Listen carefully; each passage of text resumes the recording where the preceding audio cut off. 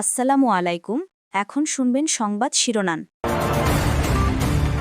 সামান্য উন্নতি হলেই খালেদা জিয়াকে বিদেশে নেওয়ার প্রস্তুতি, ভিসা, এয়ার অ্যাম্বুলেন্স নিয়ে আলোচনা।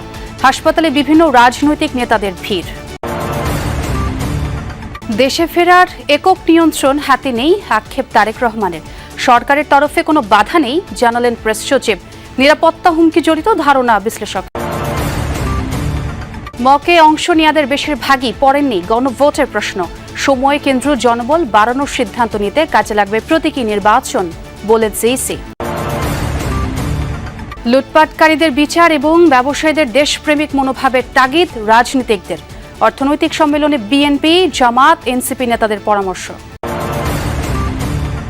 আধিপত্য বিস্তারকে কেন্দ্র করে ফরিদপুরের সালথায় বিএনপির 2 গ্রুপের সংঘর্ষ, দোকানপাট ও বসতবাড়িতে ভাঙচুর, আহত অর্ধশতাধিক। আসসালামু আলাইকুম। এতক্ষণ দেখছিলেন সংবাদ শিরোনাম, এখন দেখবেন বিস্তারিত।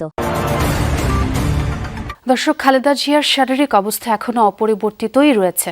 সিসিইউতে নিবিড় পর্যবেক্ষণে চলছে তার চিকিৎসা। আমরা সারাদিনই সেই খবরাখবর আপনাদের জানিয়েছি। আমরা আবারও যুক্ত হতে চাই। খালেদা জিয়ার ব্যক্তিগত চিকিৎসক এজেডএম জাহিদ হোসেন এবং তিনি স্থায়ী কমিটির সদস্য বিএনপির, কিছুক্ষণ আগে তিনি ব্রিফিং করেছেন এবং ব্রিফিংয়ে তিনি যেটি জানিয়েছেন যে খালেদা জিয়ার শারীরিক অবস্থা বিগত কয়েকদিনের মতোই আছে, অর্থাৎ অপরিবর্তিত রয়েছে। এবং তিনি দাবি করেছেন যে এখানে সারা পৃথিবীর সব থেকে ভালো চিকিৎসার ব্যবস্থা তারা এখানে করছেন। এবং যখন তার মেডিকেল বোর্ড এবং যে মেডিকেল বোর্ডটি দেশি এবং বিদেশি চিকিৎসকদের সমন্বয়ে গঠিত হয়েছে, সেই মেডিকেল বোর্ড যখন তাদেরকে ক্লিয়ারেন্স দেবেন, তখনই তারা আসলে দেশের বাইরে নিয়ে যাওয়ার ব্যাপারে ভাববেন এবং সেই বিষয়ে পরবর্তীতে জানাবেন বলে আমাদেরকে জানিয়েছেন। এবং তিনি কিন্তু এটিও বলেছেন যে বর্তমান আমাদের দেশের সরকার এবং একই সাথে পৃথিবীর বিভিন্ন দেশের সরকার কিন্তু এই মুহূর্তে খালেদা জিয়ার শারীরিক অবস্থা নিয়ে তারা উৎকণ্ঠা প্রকাশ করেছে, সেটিও তিনি বলেছেন। একই সাথে আপনি যে প্রশ্নটি করছিলেন যে বিএনপি যারা নেতাকর্মীরা রয়েছে তাদেরকে কিন্তু বিএনপির পক্ষ থেকে বারবারই অনুরোধ করা হয়েছে যাতে তারা এই জায়গায় এসে অবস্থান না করেন। কিন্তু আপনি দেখতেই পাচ্ছেন যে বিএনপির যারা নেতাকর্মীরা রয়েছে, বিভিন্ন অঙ্গ সংগঠনের নেতাকর্মীরা রয়েছে, একই সাথে অন্যান্য দলের যারা নেতারা রয়েছে তারাও কিন্তু হাসপাতালের সামনে ভিড় করছেন। আপনি প্ল্যাকার্ডের কথা বলছিলেন যে যাতে তারা এখানে অবস্থান না করে, সেই প্ল্যাকার্ড নিয়েও আসলে একটা বড় ভিড়ের এখানে তৈরি হয়েছে। মা খালেদা জিয়া গুরুতর অসুস্থ, তারপরও কেন দেশে ফিরছেন না বিএনপির ভারপ্রাপ্ত চেয়ারম্যান তারেক রহমান? সামাজিক মাধ্যমে এমন আলোচনার মধ্যে ফেসবুক পোস্টে তারেক রহমান নিজেই জানালেন, দেশে ফেরার তীব্র আকাঙ্ক্ষা থাকলেও তা বাস্তবায়নে একক সিদ্ধান্ত গ্রহণের সুযোগ অবারিত ও একক নিয়ন্ত্রণাধীন নয়। এমন বিবৃতিতে নানা প্রশ্ন জন্মালেও কোনো ব্যাখ্যা দিতে রাজি হননি বিএনপি মহাসচিব। বাংলাদেশ থেকে লন্ডনের দূরত্ব প্রায় ৮,০০০ কিলোমিটার। এই যাত্রাপথ কয়েক ঘন্টার হলেও ভার্চুয়ালি মা খালেদা জিয়ার শয্যা পাশেই সন্তান তারেক রহমান। প্রত্যেক মুহূর্তে মেডিকেল বোর্ড থেকে চিকিৎসার যাবতীয় আয়োজনে নিবিড় যোগাযোগ বিএনপির ভারপ্রাপ্ত চেয়ারম্যানের। স্ত্রী ডাক্তার জুবাইদা রহমানও মেডিকেল বোর্ডের সদস্য। তবুও দেশে ফিরে মায়ের পাশে সশরীরে না থাকায় সামাজিক মাধ্যমে সমালোচনায় বিদ্ধ তারেক রহমান। সেই মতামতকে সম্মান জানিয়ে ফেসবুক পোস্টে মায়ের জন্য দোয়া চেয়ে নিজের অবস্থান ব্যাখ্যা করেছেন তিনি। সেখানে তিনি বলেন, এমন সংকটকালে মায়ের স্নেহ স্পর্শ পাবার তীব্র আকাঙ্ক্ষা যে কোনো সন্তানের মতো আমারও রয়েছে, কিন্তু অন্য আর সকলের মতো এটা বাস্তবায়নের ক্ষেত্রে আমার একক সিদ্ধান্ত গ্রহণের সুযোগ অবারিত ও একক নিয়ন্ত্রণাধীন নয়। স্পর্শকাতর এই বিষয়টি বিস্তারিত বর্ণনার অবকাশও সীমিত। রাজনৈতিক বাস্তবতার এই পরিস্থিতি প্রত্যাশিত পর্যায়ে উপনীত হওয়া মাত্রই স্বদেশ প্রত্যাবর্তনে আমার সুদীর্ঘ উদ্বিগ্ন প্রতীক্ষার অবসান ঘটবে বলেই আমাদের পরিবার আশাবাদী। আধিপত্য বিস্তারকে কেন্দ্র করে ফরিদপুরের সালথায় বিএনপির 2 গ্রুপের সংঘর্ষ হয়েছে, আহত অর্ধশতাধিক। শনিবার ভোর 6টা থেকে বেলা 11টা পর্যন্ত বালিয়াগুট্টি বাজার এলাকায় সংঘর্ষ হয়। স্থানীয়রা জানান, আধিপত্য বিস্তার নিয়ে দীর্ঘদিনের বিরোধ ছিল উপজেলা বিএনপির সাবেক সিনিয়র যুগ্ম সাধারণ সম্পাদক খন্দকার খায়রুল বাশার আজাদ ও স্থানীয় বিএনপি নেতা নুরু মাতাব্বুরের।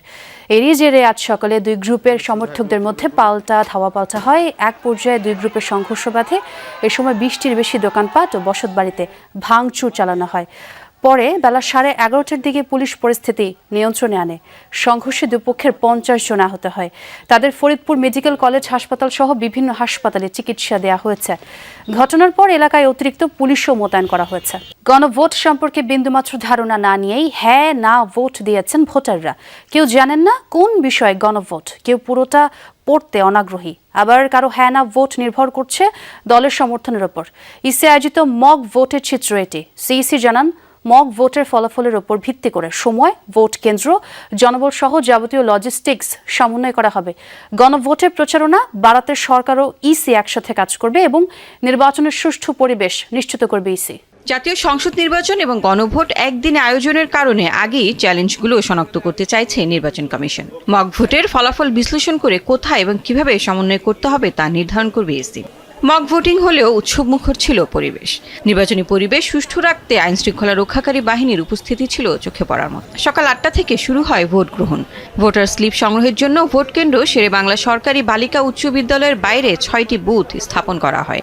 নারী ও পুরুষদের জন্য পৃথক 4টি ভোট কক্ষ রাখা হয়েছিল। শুরুতে কম থাকলেও 10টার পর বাড়ে ভোটার। ত্রয়োদশ জাতীয় সংসদ নির্বাচনের প্রস্তুতি উপলক্ষে এই মক ভোটের আয়োজন করে কমিশন।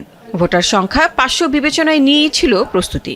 শুরুতে কিছুটা বিশৃঙ্খলা দেখা দেয়, কারণ কেন্দ্রের ভেতরের আইনকানুন সম্পর্কে জানতেন না আইন শৃঙ্খলা বাহিনীর সদস্যরা। দীর্ঘ সময় দাঁড়িয়ে থাকতে হয় ভোটারদের। নিয়ম অনুযায়ী হয়েছে, স্বচ্ছ ভোট হয়েছে। এর চেয়ে আর একটু ভালো হবে, কারণ প্রশাসন থাকবে আর নিরাপত্তা থাকবে। একজন মানে আমার ভোটটা আমি যদি স্বাধীনতাভাবে না দিতে পারি তা তো হলো না। সময় তো মনে বেশি লাগবে, আমরা অনেকক্ষণ দাঁড়িয়ে আছি, লাইন আগাচ্ছে না। গণভোট সম্পর্কে জানেনই না বেশিরভাগ ভোটার। কারো পড়তে অনীহা, আবার কারো নেই সময়। হাতে গোনা কজন পড়লেও বুঝতে পারেননি তারা। যেমন আমি ভালোবাসি বিএনপি, না মানে হলো বিএনপি, আর হ্যাঁ মানে হলো জামাত। আমি হাত দলে নাই। সময় তো মনে বেশি লাগবে, আমরা অনেকক্ষণ দাঁড়িয়ে আছি, লাইন আগাচ্ছে না। গণভোট সম্পর্কে জানেনই না বেশিরভাগ ভোটার।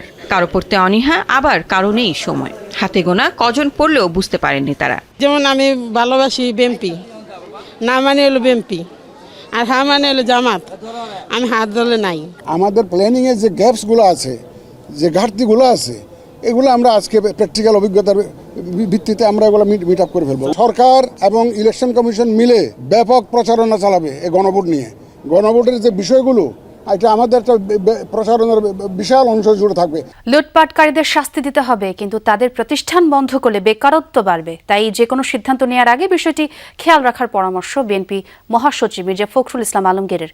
আর জামায়াত আমির বলেছেন, ব্যবসা টিকিয়ে রাখতে যে সরকারি ক্ষমতায় থাকে তাদের সাথে সখ্যতা গড়ে তোলে ব্যবসায়ীরা। এর দায় ব্যবসায়ীদের নয়, রাজনৈতিক দলের। ভবিষ্যতে কেউ যেন লুটেরা না হতে পারে সে বিষয়ে পদক্ষেপ নিতে হবে। চতুর্থ বাংলাদেশ অর্থনৈতিক সম্মেলন 2025। শনিবার সকালে রাজধানীর একটি হোটেলে দৈনিক বণিক বার্তার উদ্যোগে এই সম্মেলনে আলোচনা হয় ব্যবসা, বিনিয়োগ ও সমষ্টিক অর্থনীতি নিয়ে। সম্মেলনের দ্বিতীয় ও শেষ অংশে অতিথিরা কথা বলেন অভ্যুত্থানের অর্থনৈতিক আকাঙ্ক্ষা ও অর্থনীতির গণতান্ত্রিকরণ বিষয়ে। কিন্তু তারপরেও বলবো, আমাদের সমস্যা তো অনেক বড়। এ সময় বিএনপি মহাসচিব অর্থনৈতিকভাবে দেশকে এগিয়ে নিতে তার দলের অবদানের কথা তুলে ধরেন। স্থায়ী কমিটির সদস্য আমির খসরু বলেন, টাকা ছাপিয়ে ঋণ নিয়ে কোনো অর্থনীতিকে টেকসই করা যায় না।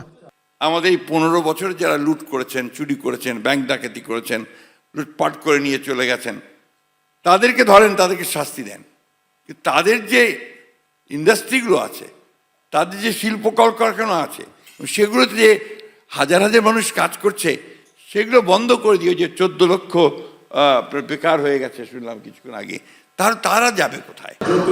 19টা 20টা 30টা যত পারমিশন আনবো, আমরা সিঙ্গেল উইন্ডোতে আনবো, and all departments should be connected and it should be done through e-governance.